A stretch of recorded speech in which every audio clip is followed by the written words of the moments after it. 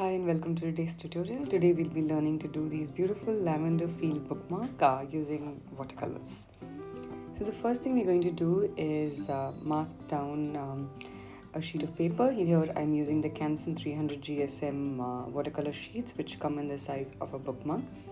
And the first color we're going to mix is the lavender, which is like a purple. So if you do not have a purple, what you can do is you can mix a little bit of your red and a little bit of blue to get a different kind of purple.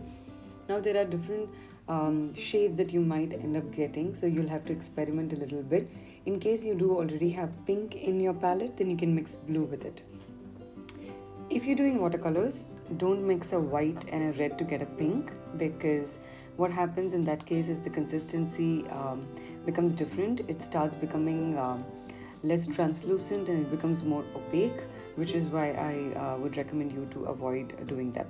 So I just have like a bunch of colors now on my palette. Some purple, green, yellow, a little bit of pink, and a couple of shades of blue. And then we can start painting.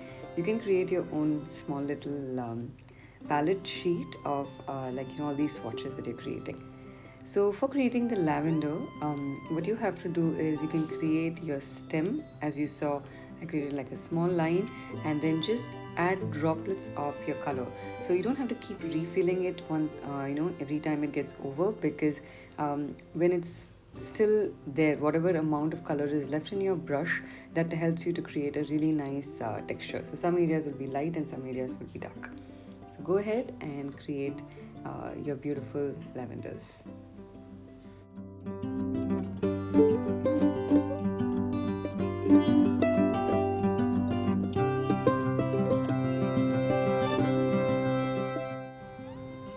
If you find it difficult, you can even sketch it out first. Just create these stems in the middle with your pencil and then go about painting on top of them after that. Here I'm not using any pencil, I'm just going to use my brush to directly add in all the details.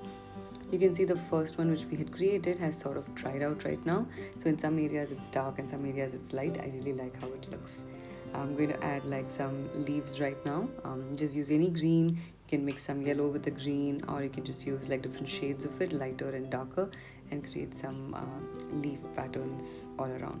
Also adding like some spots, so it looks like there are more leaves. It's not just like these bunch of tall leaves, there are also probably shorter leaves. Just go ahead and don't mind about the style of art that you're creating.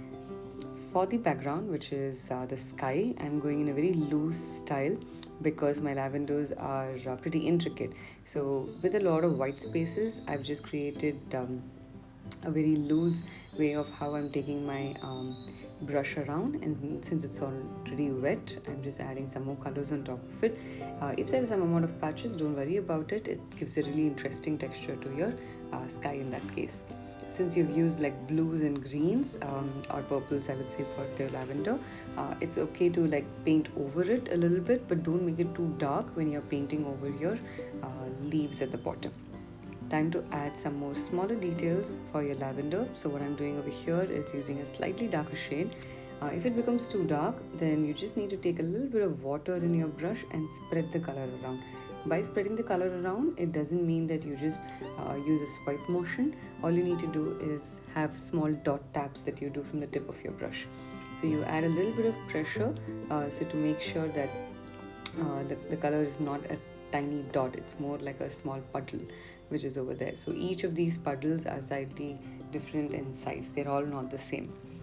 And to make some more depth, I've used the pink, crimson on the slight edges on the top or a little bit on the sides, and that gives a really nice detail to it. So in watercolors is all about adding depth, so that's what I've done, and finishing touches again with a little bit of green.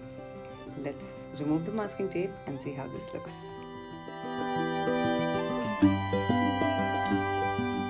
If you're new to my channel, do consider subscribing and hit the bell icon to get notifications. I hope you enjoyed today's tutorial. Do create the same thing. Follow me on Instagram and you can tag me over there and I can see what you've created. Thank you.